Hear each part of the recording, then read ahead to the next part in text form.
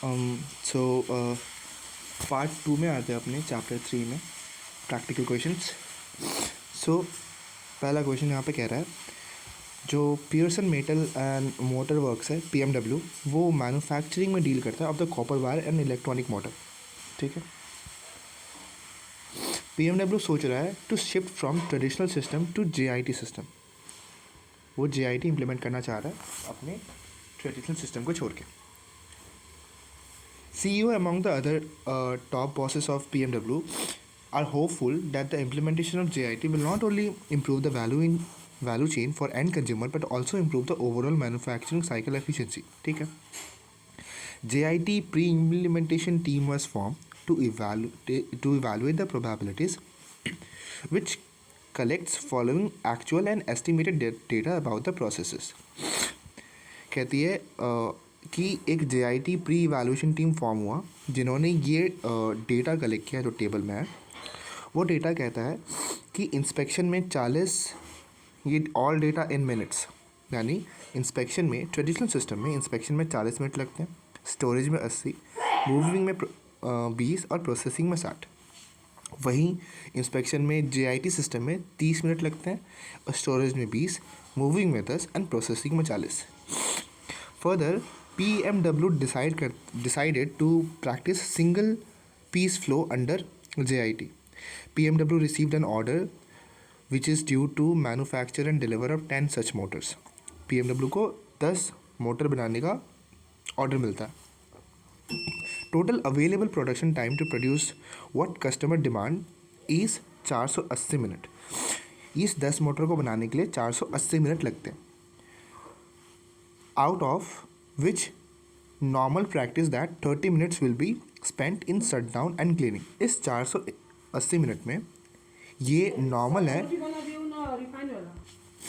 हाँ जी, तो इस 480 मिनट में ये नॉर्मल प्रैक्टिस है कि 30 मिनट जो है वो शटडाउन और क्लीनिंग में जाएंगे, यानी ये एक तरह का प्लान्ड है, मतलब पता ही ऑलरेडी सबको पता है। तो CEO is also considering JIT purchase apart from JIT production.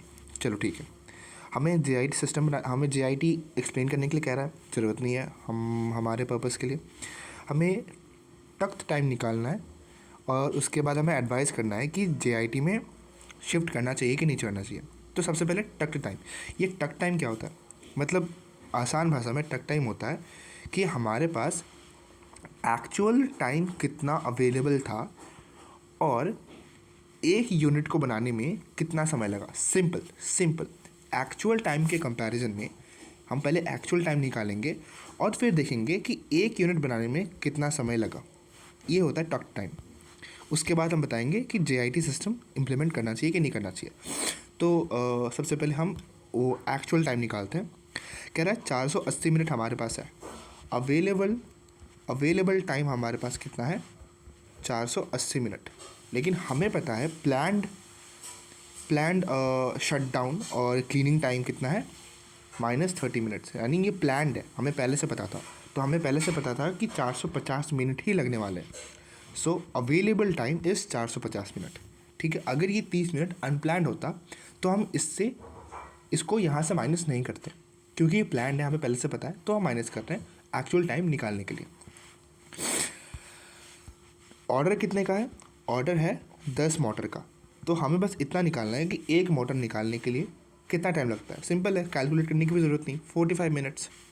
ठीक है, 45 मिनट्स लगता है एक मोटर बनाने में, सिंपल है। तो अपना दूसरा हो गया, पहला ज़रूरी नहीं है, दूसरा हो गया। तीसरा, क्या हमें जस्ट इन टाइम में शिफ्ट करना चाहिए? तो उससे पहले देखते हैं कि बेनिफिशियल कौन सा है। क्योंकि हमारा डेटा मिनट्स में है तो हम यही देख लेते हैं कि किस में ज़्यादा मिनट्स लग रहा है ना। 40, 80, 120, 1 सेकेंड, 40 + 80 + 20 + 60, ये हो गया 200 मिनट्स।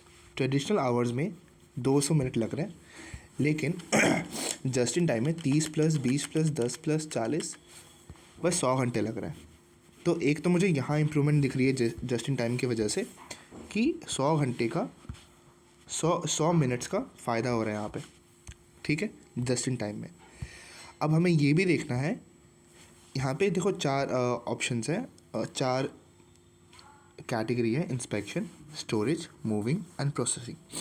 तो एक चीज़ होती है वैल्यू एडेड एक्टिविटीज़ और एक होती है non value added activities.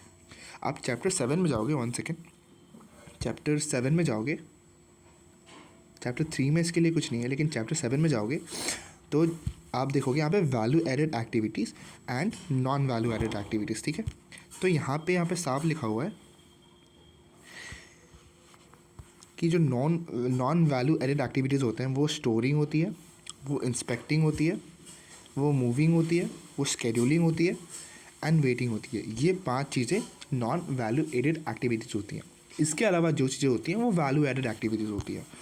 So back to our PDF। क्या इंस्पेक्शन वैल्यू एडेड एक्टिविटी है? नहीं। क्या स्टोरेज है? नहीं। क्या मूविंग है? नहीं। क्या प्रोसेसिंग वहाँ पे था? नहीं। तो ये वैल्यू एडेड एक्टिविटीज़ है। This is a value added activities. तो हमें देखना है कि value added activity total minute का कितना परसेंटेज है, यानी 60 डिवाइड बाई 200 इज़ 30%।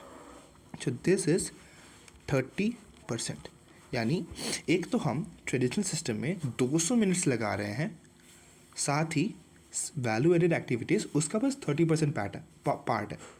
एक तो हम 200 मिनट लगा रहे हैं और वैल्यू एडेड एक्टिविटीज़ उसका बस 30% पार्ट कवर करता है। और यही यहाँ पे भी सेम ही होगा। This is non value added activity, this is non value added, non value added, this is value added. So ये कितना पार्ट है? 40%। तो जस्ट इन टाइम में एक तो 100 मिनट कम भी लग रहा है, पर वैल्यू एडेड एक्टिविटी का ज़्यादा पार्ट है, 40% पार्ट है। तो सिंपल हमें दिख रहा है कि कंपनी को जस्ट इन टाइम इम्प्लीमेंट करना चाहिए। Now let's see what answer is. एक तो 45 मिनट है और जस्ट इन टाइम इम्प्लीमेंट करना चाहिए। आंसर क्या कहता है? आंसर 1 आंसर 1 ये रहा पॉइंट 1, ज़रूरत नहीं है इसकी। टक टाइम ये रहा 45 मिनट्स। एक यूनिट, एक मोटर बनाने के लिए 45 मिनट हमें लगते हैं। उसके बाद advising on just in time तो इन्होंने वही निकाला है, 200 मिनट है और वैल्यू एडेड एक्टिविटी का बस 30% पार्ट है, और 100 मिनट है और वैल्यू एडेड एक्टिविटी का 40% पार्ट है। तो वही it is advantages to shift to JIT सिस्टम, सिंपल, ठीक है। Now let's move to question number 2।